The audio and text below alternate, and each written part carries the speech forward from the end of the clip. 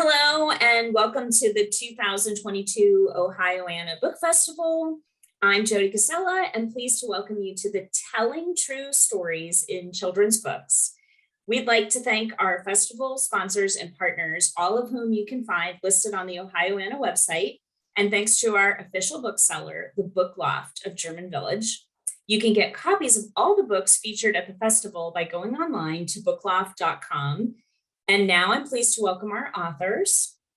Okay, so Keila Dawson, Andrea Hall, Leigh Lewis, and Julie K. Rubini.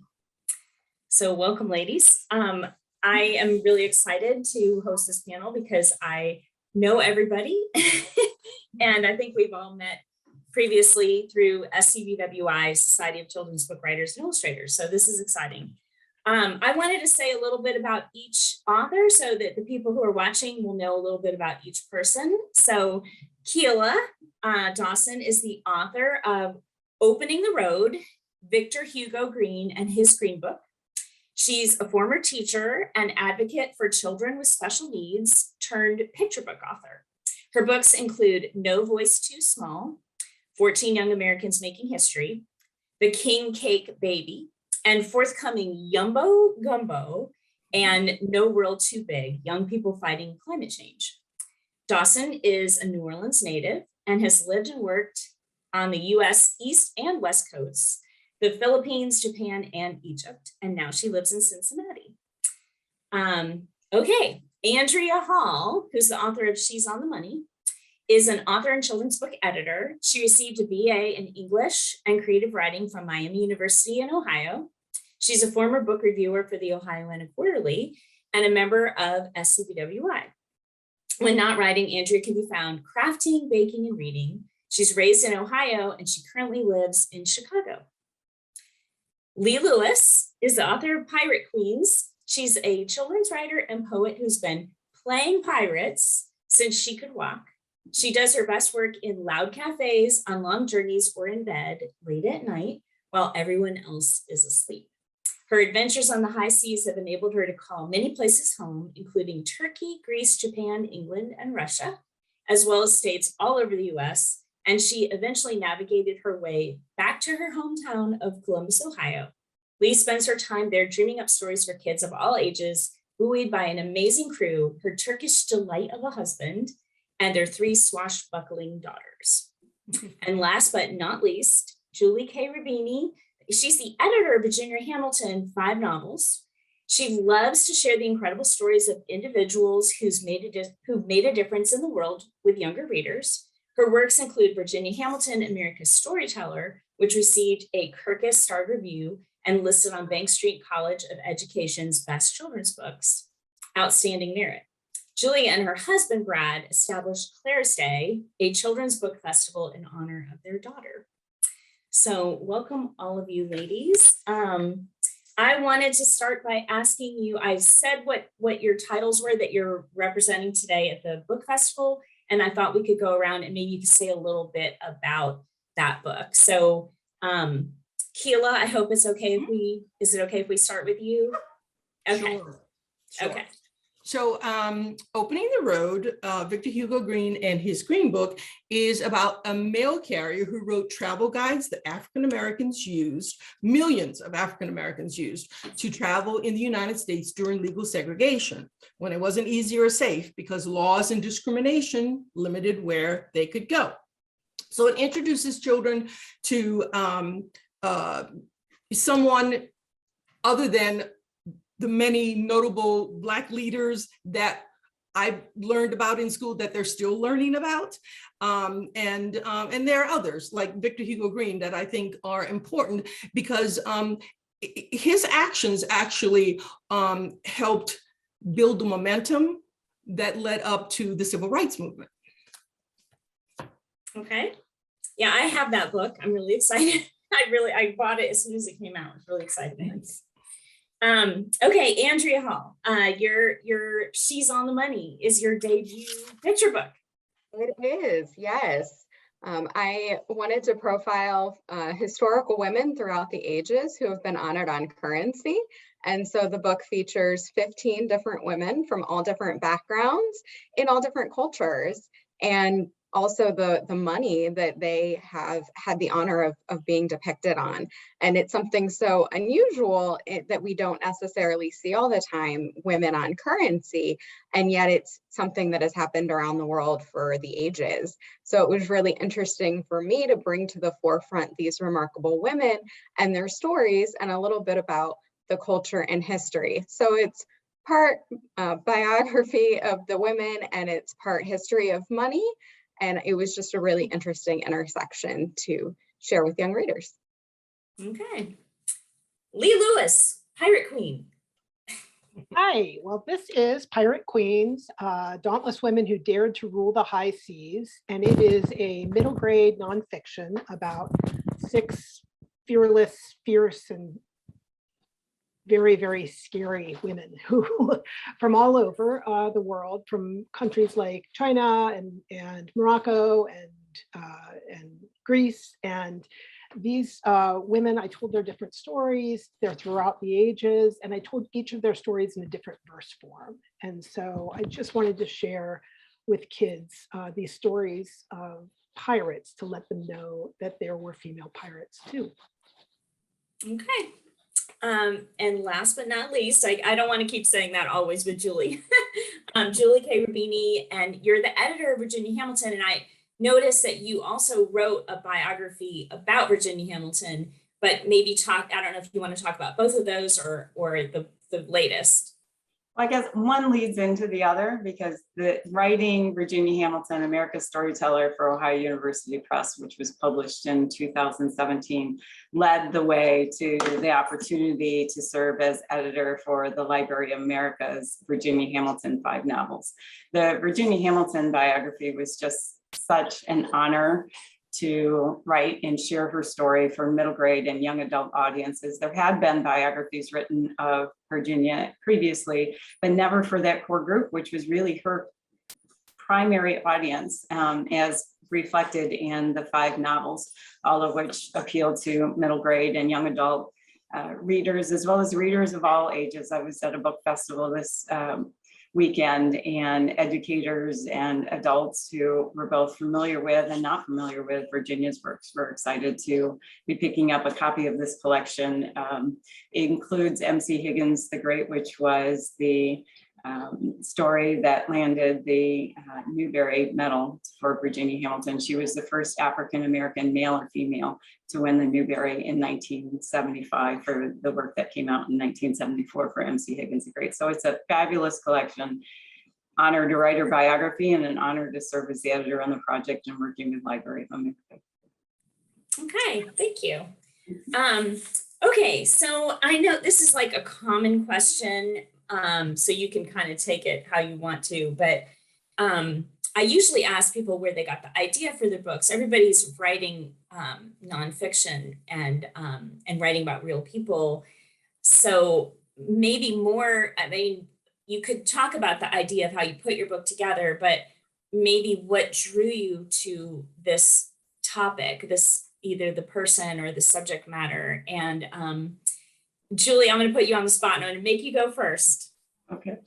Well, I had already written a biography contribution to Ohio University Press's biographies for young readers, which was on Millie Benson, the original ghostwriter of Nancy Drew.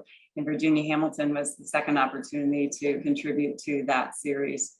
I became aware of Virginia actually through Claire's Day, which you were kind enough to mention. The Children's Book Festival, Brad and I established in honor of our late daughter.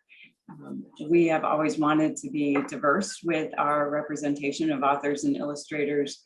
And so I wanted to meet, I'd had some correspondence with Angela Johnson, but I wanted to meet her. So I went to the Virginia Hamilton Conference that's held at Kent State every year. And it was really then that I came to understand how significant Virginia and her works were in the world of children's literature. She is the most honored author of children's literature ever.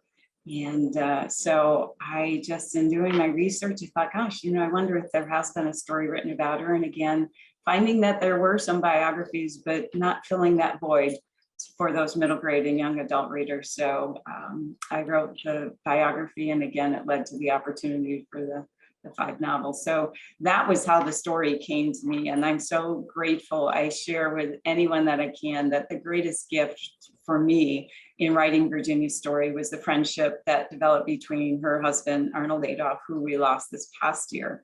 And I will forever long for one more esoteric conversation with Arnold, that he was very supportive, took me under his wing, was quite a mentor, even vetted the manuscript, offered to vet the manuscript, and he loved my voice, he loved my prose, and that meant the world to me, knowing that again, this is a significant task to take on, writing a biography of Virginia Hamilton, and to have his support and stamp of approval was, I was very proud to have that.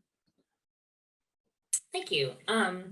Leigh Lewis, I'm curious about how you found is it 5 or 6 pirates?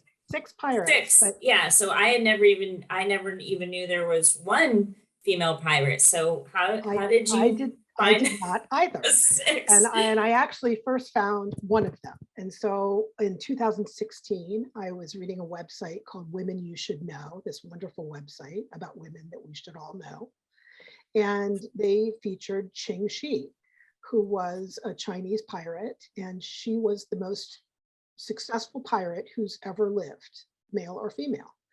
And I thought that was just fascinating that I didn't know of her. And so, months passed by, and every once in a while she'd cross my mind. And then one day, the next summer, I was at the pool with my kids, and they were playing Walk the Plank off of the diving board, and they were yelling pirate speak at each other and making each other do belly flops and flips and things. And when they got off of the diving board, I called them over and I asked them to name the pirates that they knew. And of course, they didn't know any female pirates either. And I knew then that I would write Qing Shi's story. And I did. And National Geographic bought it. And then the editor came back to me and said, we really love this story, and we think we'd love it even more if you would write about other pirates as well in the same book. And I thought that was wonderful. And I asked whether or not they'd let me write each of them in a different verse form, and they loved that idea, and Pirate Queens was born. Okay, thank you. Andrea. Yes, so I have always been fascinated by different women who have been underrepresented throughout history. And I had, known of some females that had been depicted on currency before. I mean, we've probably all seen the Sacagawea dollar coins here in the US, and there's been talk of Harriet Tubman being put on the $20 bill. That has yet to happen, but it really started me thinking about women featured on money in other countries, because I find money in other countries just culturally fascinating. It looks so unique and different. And so, there's Jane Austen on the 10-pound notes, and we see, Queen Elizabeth on currency, but I really wanted to dig into some other women that have been featured. So I started just doing a lot of research, and I actually found more women than I anticipated, and a number who I had never heard of before, including Chio Higuchi. And so I was just so intrigued by their stories and the different accomplishments in their lives that had led to them being honored in this way. And so I wanted to take snippets of those, and I had to pare down my list actually to only profile 15 different women, but it was really interesting and fascinating for me to just delve into the lives of these different women who are artists and writers and activists, and who have done such remarkable things in the time here and have left this legacy on currency. Thanks. Keila, before I read your book, I confess I only knew about the movie Green Book that had come out. And then I think I had heard something on NPR that was, might have been, that was based on a book that had come out before that, an adult book. So were you, I don't know when you were writing Green Book, was the movie on your radar, or was that something that came after, or so how'd you get drawn to that? Yes, I actually heard about Victor Hugo Green from a BBC broadcast. I was listening to the radio and I heard this story about a guy who had written these travel guides. And I thought, well, that's an interesting story. For my bio, I've lived all around the world. So I'm always interested in history. And I thought, well, that's a part of history that I never learned, right? And,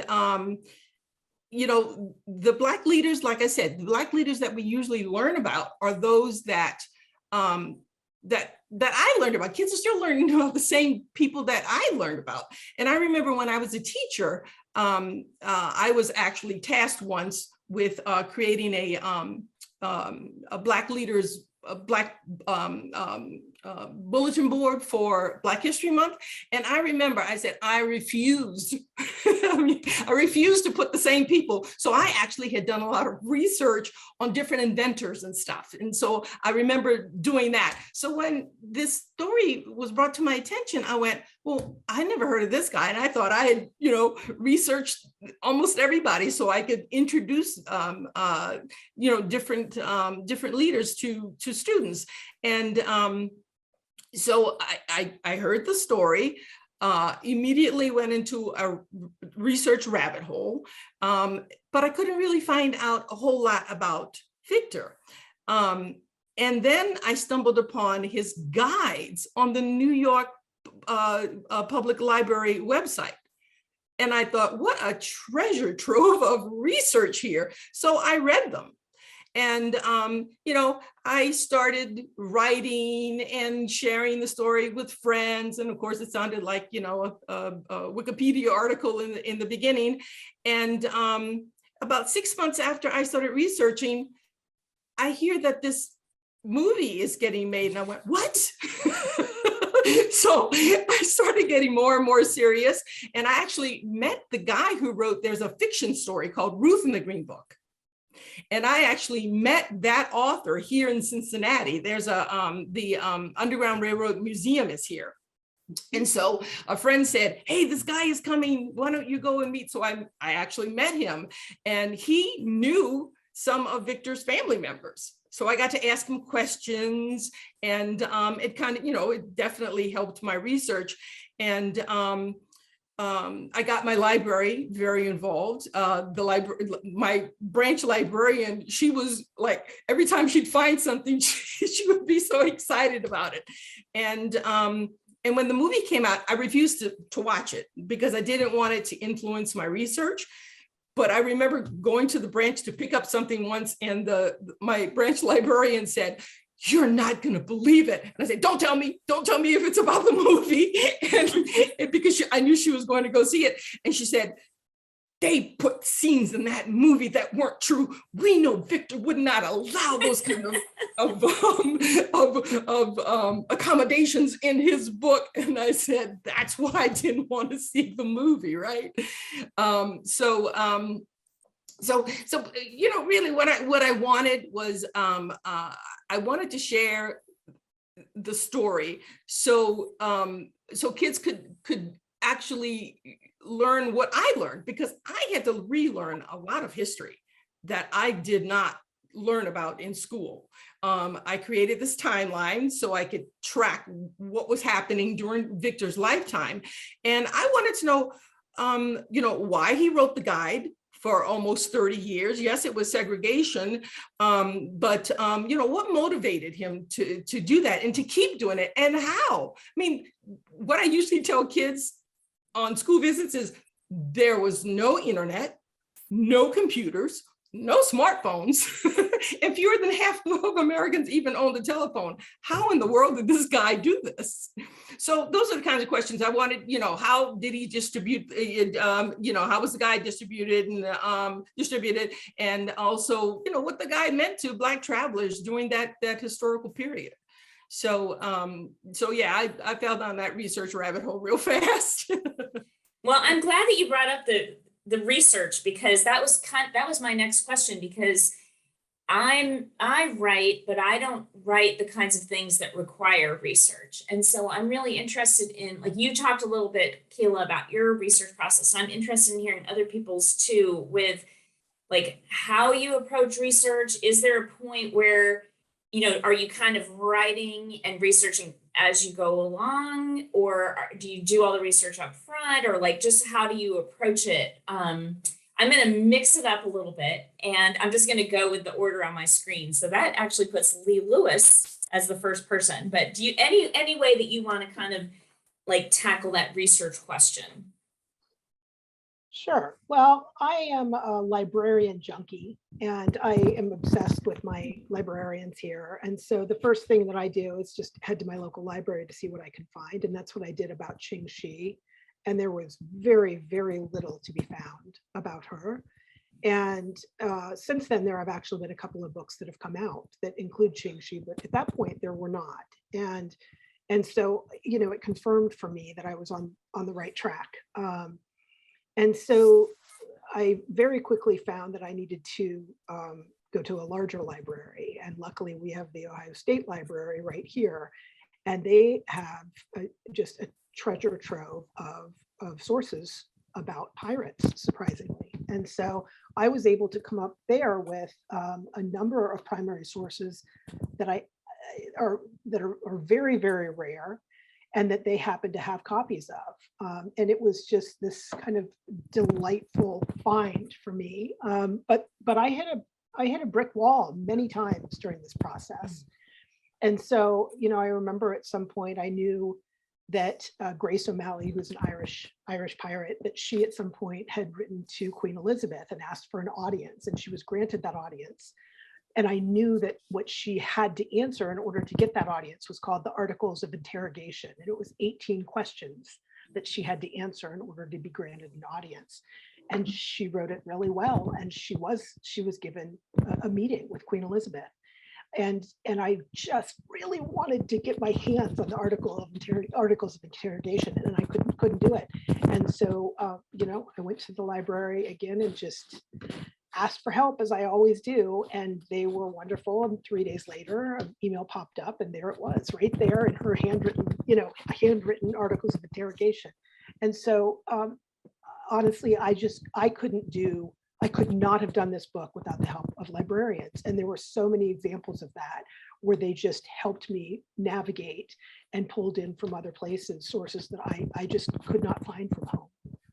So, and did you kind of get all your research done and then start writing, or were you kind of writing and then thinking, oh wait, I have a hole here, I need to go back?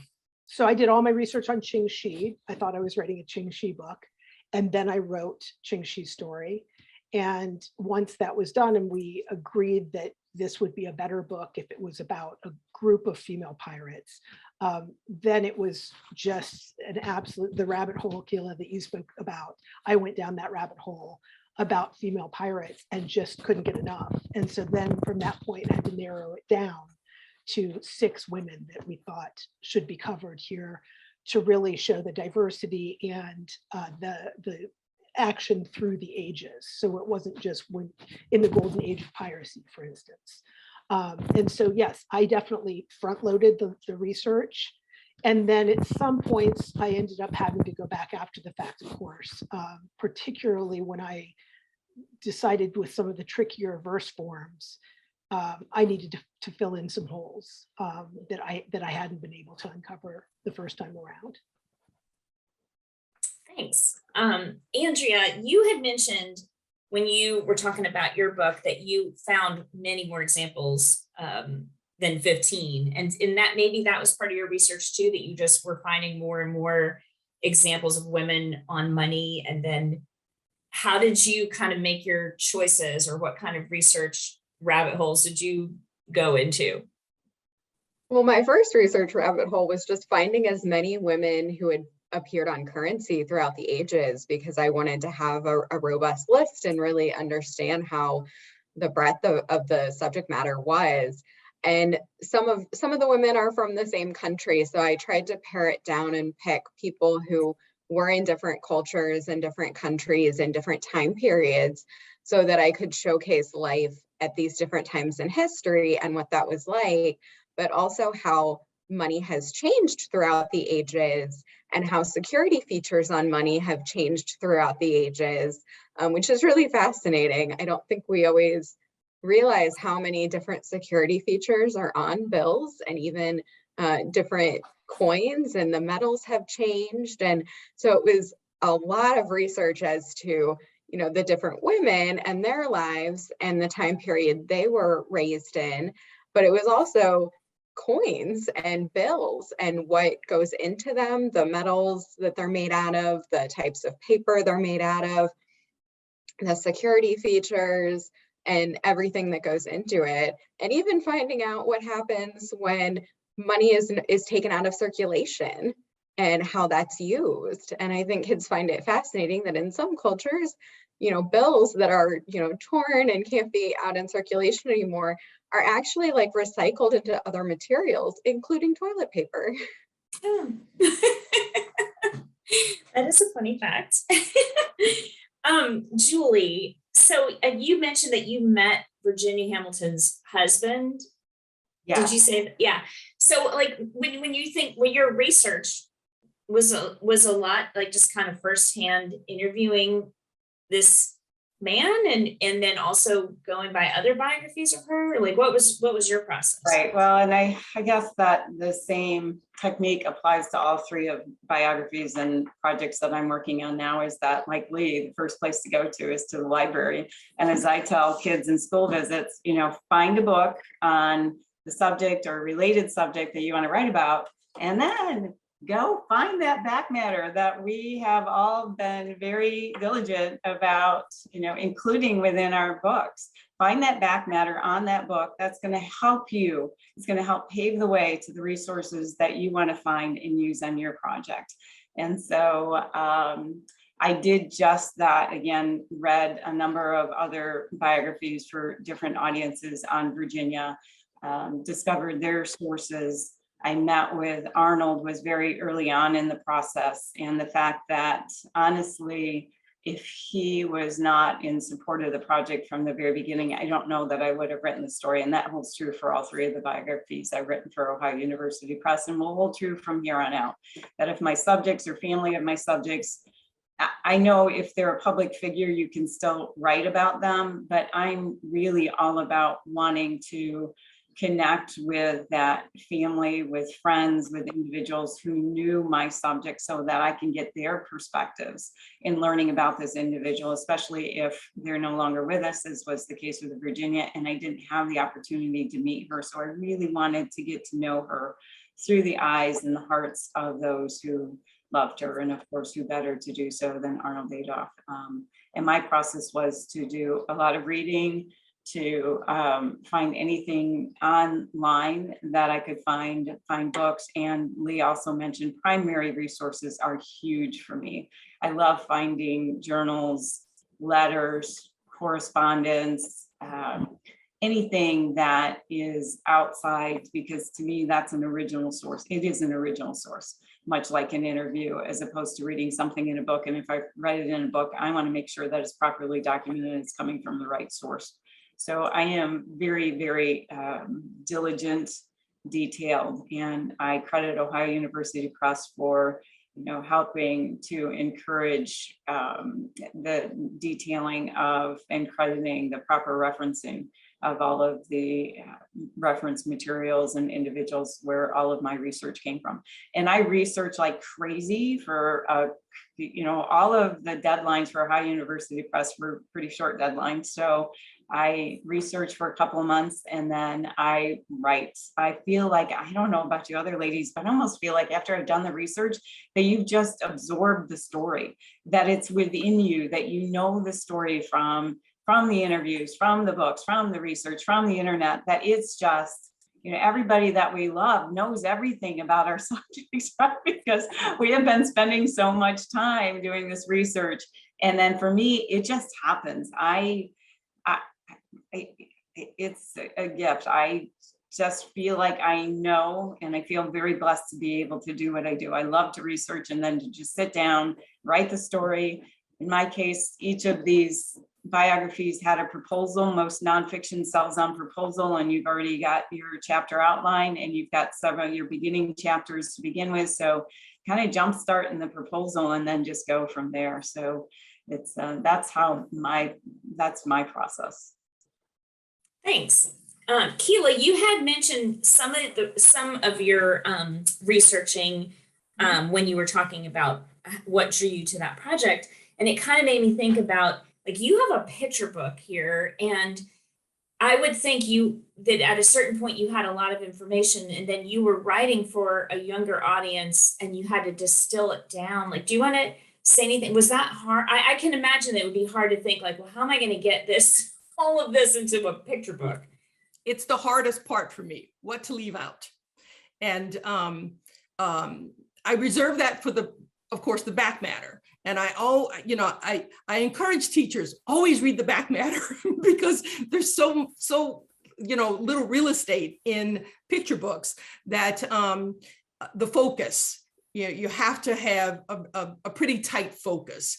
And and all the research that I did was really specific to travel and how travel and mobility affected Black Americans during that particular time frame. So, I was working from the 1930s to the 1960s. And there's a lot that happened. I learned a lot. Believe you me, I learned a lot. But I also had to take into consideration, the historical events and the policies and things that also affected travel and also affected just general mobility, because opening the road is really about the idea of what is freedom, right? Because the mobility affected people's employment, schools, where they were educated, where they could live and buy property, and also, the representation in terms of voting. So, it was such a big topic, but, and luckily for me, I had an excellent editor who helped me focus on the travel. And actually, I have to credit Naomi Krugler, who helped with the title, which also helped me focus, because my original title was Vacation Without Aggravation. and she came up with the title Opening the Road, and I went, yes, that was so much more, what the story was about. It was about how Victor opened the road for all of and it gave them access to so much else, so many other things. So, yeah, the focus is not easy in a picture book, and it's something that it's probably the hardest thing for me. Something that Andrea had said earlier, and then when you were talking, Keila, I was thinking again, you have all this, you've done all this research, then you have to distill it down and figure out what your focus can be. Was there anything, and I'm putting people on the spot here, but so if you can't think of anything, that's fine. But was there anything that you found, like some interesting tidbit of information that you just couldn't use? Because Andrea, you said the thing about money being ended up being could be used for toilet paper, and I don't know if that ended up in your book or not, but and I'll let you go first if you want, Andrea. Like, is there anything else like that was like, oh, this is great, and then it just didn't make it into the final product? So the tidbit about toilet paper is in the book, because we thought kids would find that really interesting and fascinating, and I thought it was just so unique and not something I had ever thought about.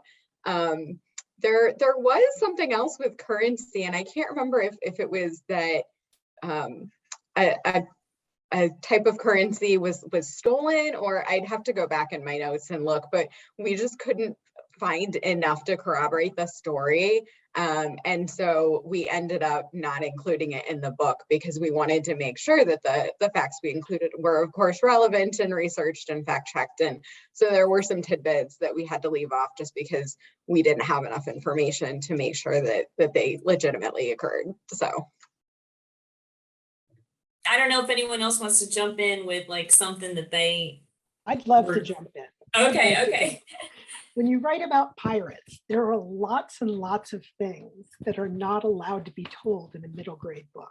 And so it was just one story after another. Like, can I put this in? Can I put this in? Can I put this in? And, you know, and not just about violence, although that was a huge part of it. But there were some things that really surprised me, you know, and talking about being able to corroborate the story is very important for sure. You know, Anne Bonny and Mary Read were both women who dressed like men and ended up on the same ship. And Anne Bonny thought Mary Read went by Mark Read, and then ended up exposing herself as being Mary Read. So two women on the same ship, and they were alleged to have been in a relationship, and we could not verify that that was the case. And so we left it out. And so that was disappointing to me because it sure seems like that's the case. But my favorite was back to Grace O'Malley. You know, one of the things that I thought was just so fascinating about her, and there's just story after story about her, was that she gave birth below deck on a boat, and they were attacked right then at that point.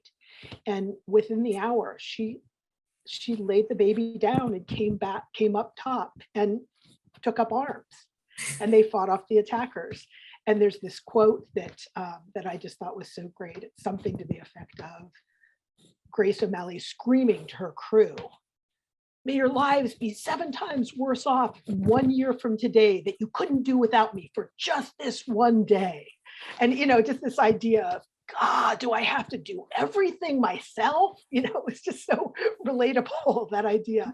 And the whole idea of giving birth at sea was deemed too risque for this book. And so it was left out. And, you know, she's a female pirate and she gave birth on a ship and then came up and fought. How can we not include that? So there were a lot of instances with pirates that they were left out. Lots of things left out. Julie or Keila, do you have anything like that you wish you could have put in or kept in? Can't think of anything that I didn't address in the author's note, but you know, one of the things that I did learn, I actually reached out to a postal worker who is now a history professor at Duke University. And although he didn't know about Victor, he wrote a lot about postal activism. So I did not know anything about postal activism, but since the 1800s, postal workers are activists, have been activists. And it's a very interesting history of the things that mostly it was about workers, and that was the network that Victor used to get the information for his guys. That was one of the ways that he was able to get so many places to include from postal workers who he reached out to from a union that he belonged to. In my case, the role with the Library of America, Virginia Hamilton 5 novels, the primary role is the editor, and working with the staff editor, Stephanie Peters, who was absolutely fabulous. I mean, I can't say enough about the experience with Library of America. It was wonderful. But we put together, my primary role was to oversee the entire project, but also to put together chronological biography, which is very different from a narrative nonfiction biography. But so we discovered some minute details that I hadn't through my research. So it was fine to discover more layers, but there's still a loose end. So it's not a matter of something that I didn't include. It's something that neither Stephanie or I or anyone else who has researched Virginia Hamilton. So here's a challenge to Virginia Hamilton fans, is to find out more about the story about Virginia's great grandmother, Mary Cloud, who was a slave and who fled slavery from Virginia, thus Virginia's name, with her son, Levi Perry, who was Virginia's grandfather, came up through Virginia into Ohio, settled with family. The family eventually, settled in the Yellow Springs area where, of course, Virginia Hamilton was. So Mary Cloud is kind of a mystery. I could not find much more when writing. Arnold didn't know much more about the story. Anyone else who knew and loved Virginia didn't know much about Mary Cloud. It's like she literally left Levi in the Yellow Springs area, and then she disappeared. She left, and so we don't know anything about her forestory or backstory. So that's that loose thread that I think all of us, when you're done writing, whether you can include it or there's still something that maybe you just kind of little mystery you'd like to solve for anything that we write. Thanks. That's interesting. I don't know. When you said Yellow Springs, and I knew that Virginia Hamilton was from Ohio, it just hit me again, like, yes, she would. Yeah. One of the things, Jody, is when I do speak to kids here in Ohio, I make it a point. I didn't specifically mention the Ohio connection in the story, but the Esso stations that allowed Victor to sell his guides, that station, that was Standard Oil, was owned, well, one of the founders was John D. Rockefeller, who was from here in Ohio. So I always make that connection for kids that the Esso station was is in the book, and it's now Exxon and Mobil. Oh. Mm-hmm. So switching gears just slightly, I know a lot of people who come to the Ohioana Book Festival or watching online are writers or would like to be published. They're interested in the writing life. I'm wondering if each one of you can share something about, like, either about your writer journey or about your publication, or something that you had to overcome, or maybe something like a trick that you learned, or something that, advice maybe to share to a person who's an aspiring author. Let's see. I'm going to start with Leigh again, if you don't mind, Leigh, because you're in the top corner of my screen. Sure. Well, I'll take this kind of in a different direction. I've led a picture book critique group here in Columbus since I moved back to Columbus 5 years ago. And I think one of the most important things to me is that I think that people who want to be published need to put themselves out there. And there are so many people who have wonderful stories, and they've really done the work to get them into good shape. And they just, for whatever reason, are hesitant to do that. And so that's the piece of advice that I would give. Try it. The worst that happens is you get a no, and it hurts and it stings a little bit, and then you move on. And so that, to me, that's the thing. There are so many talented people out there who are spending so much time and pouring their hearts into these stories, and then they're not taking the next step, and the next step has to be taken in order for your work to see the light of day. Thanks. And I guess I should plug SCBWI for just a second. That's the Society of Children's Book Writers and Illustrators, because that is a good professional organization for writers and illustrators who, from every step of the way, like if you're just beginning or if you're a little bit further along in the process, to kind of learn all the ins and outs of craft and publication and how to find an agent and all everything that you could ever know. So that's a helpful tidbit if you are a writer and you're kind of not sure what's the next step. And Andrea, you're an editor, so I don't know if you can speak. You are an editor for children's books, so maybe you can like, I don't know if you can talk about it from a writer perspective, of course, but maybe from an editor perspective too, that might be helpful for writers. Yeah, I think some of the tips are the same. So, read widely, especially in where you want to be, as a published author, because it helps to know the market and to know what's out there and to figure out how your story is going to fit in and stand out. But then going along with what Leigh said is put yourself out there and find a critique group, find critique partners, and, you know, really learn the craft and be able to take, you know, the constructive feedback and elevate the story to the next level.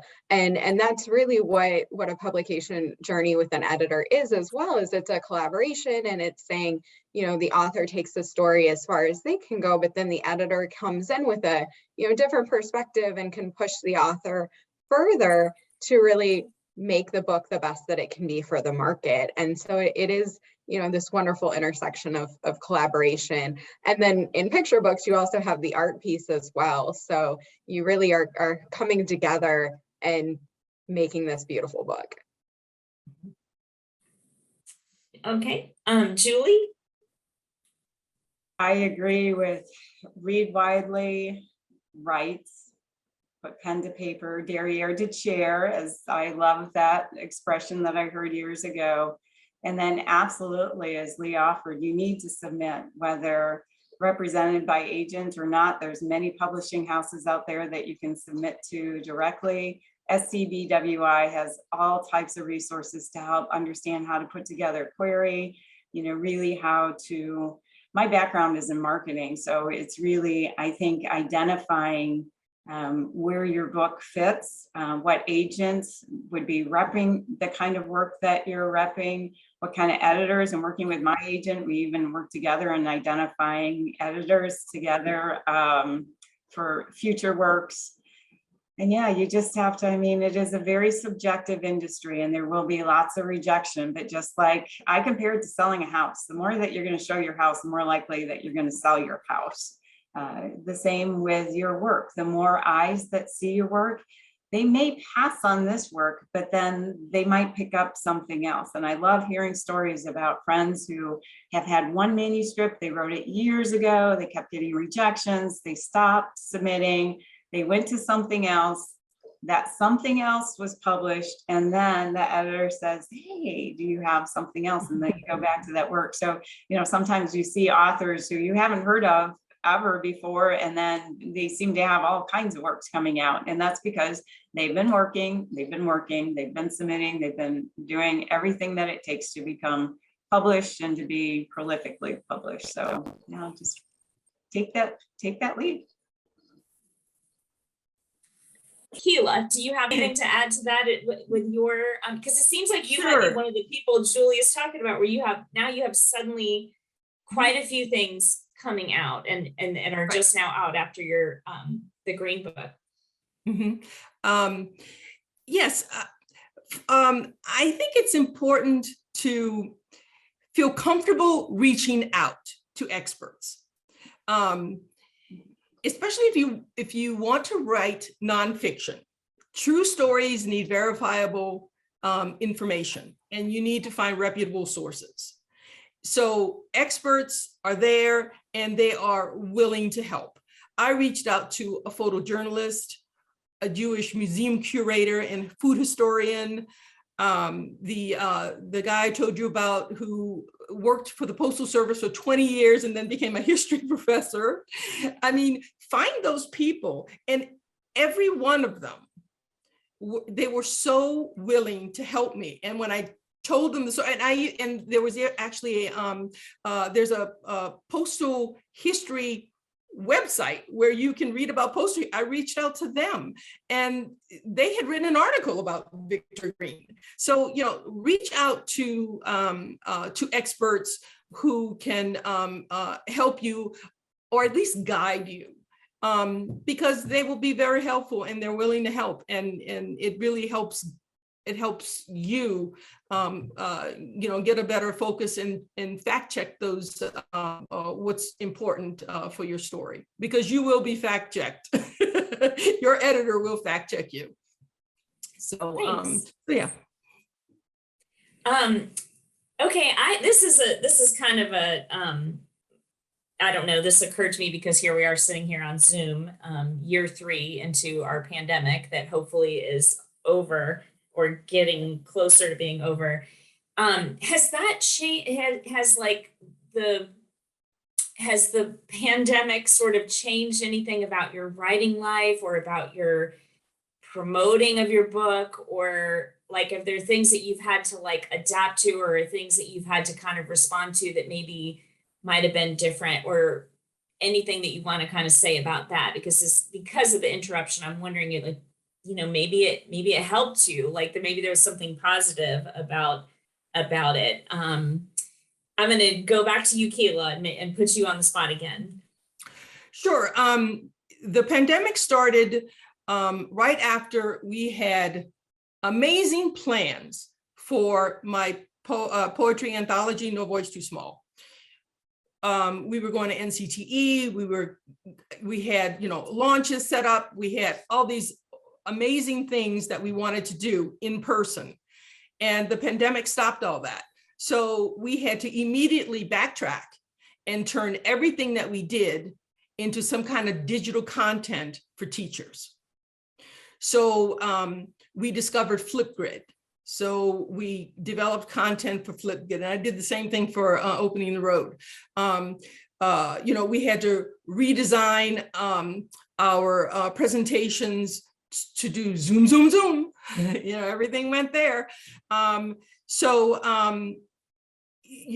had to, I write my teacher's guides. So, that was the only digital content really that we had thought about doing.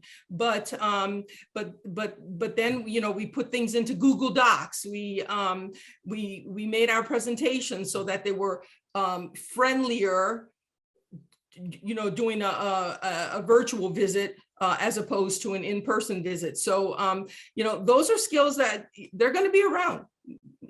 People are working from home more. I'm doing more and more, online, as I'm sure everyone else is. So I think those are changes that are going to stay. Julie, what about you? You had mentioned your Claire's Day festival that you do every year, and I don't know if you want to say a little bit about that, what that is, and then what did you do? How did you adapt during the past few years with that?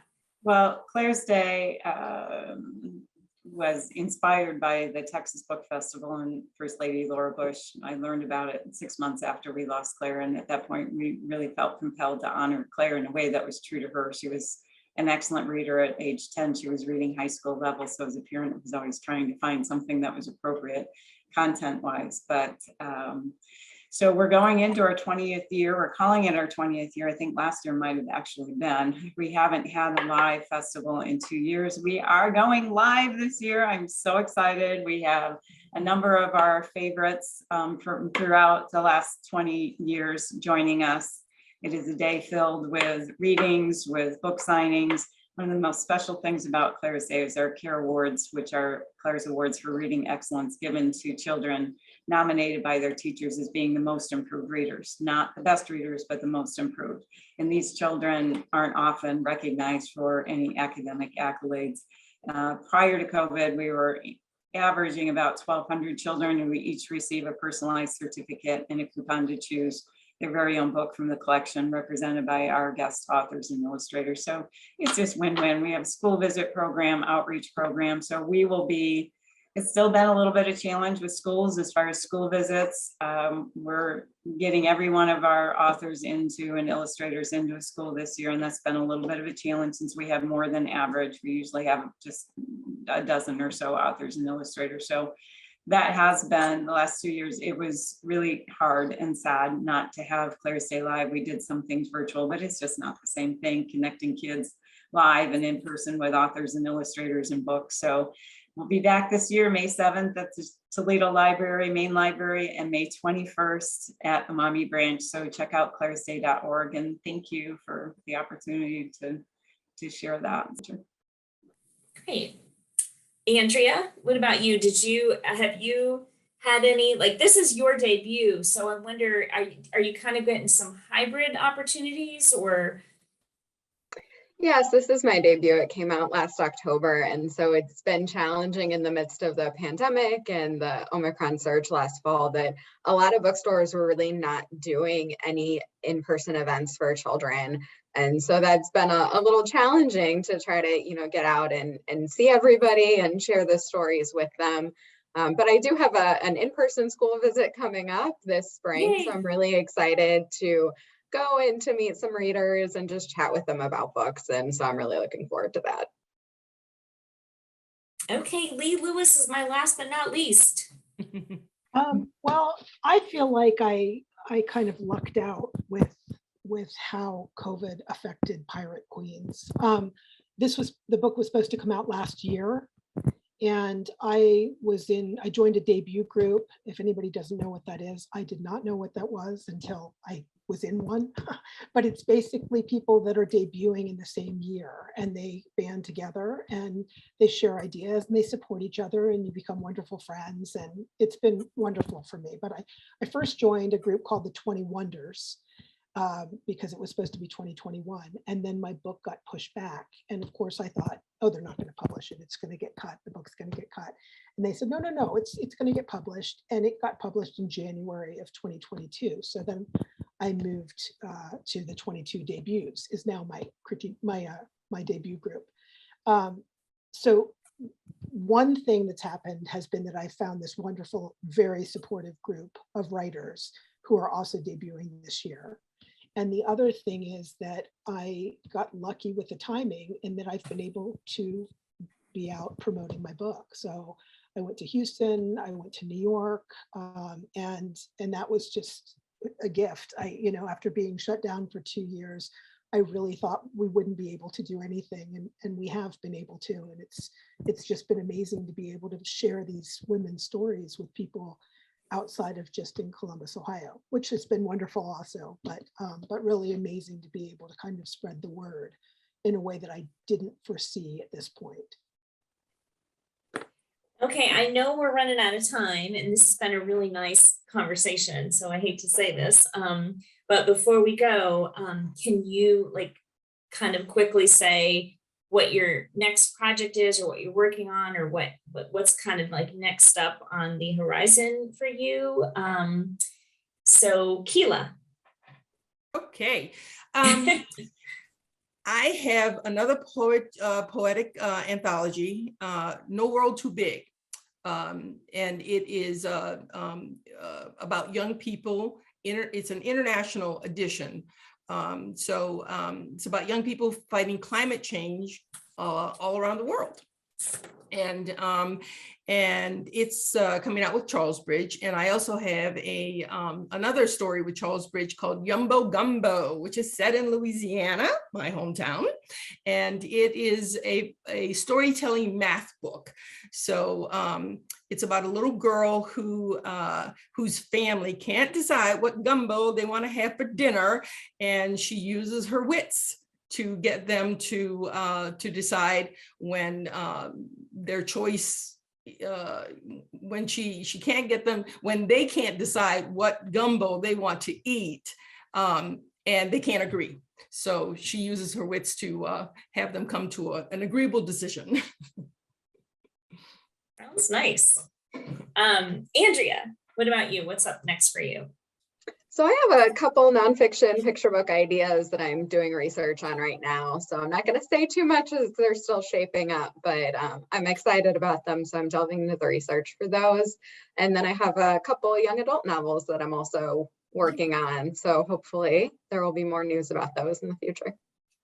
All right. Leigh Lewis. I'm kind of in the same boat. I always have a few projects going at once. So I'm working on a picture book that is about breaking gender norms in figure skating. That's one that I'm working on right now. And I have a middle grade that I just started, a novel in verse. So we'll see what happens. Fingers crossed. All right. And Julie. I've had a middle grade biography out on submission, so always fingers crossed. And then I'm jumping into picture book biography as well. Several females that are incredible stories that have not been told. And so we'll see. Stay tuned. Okay. Well, thank you, ladies. Keila Dawson and Andrea Hall and Leigh Lewis and Julie Rubini. Thank you for sharing your books and for sharing with the Ohioana audience a little bit about your process and what you're doing. A reminder that you can get copies of these books by each of our authors from the Book Loft of German Village at bookloft.com. Thank you again to the festival sponsors and partners, and thank you for joining us.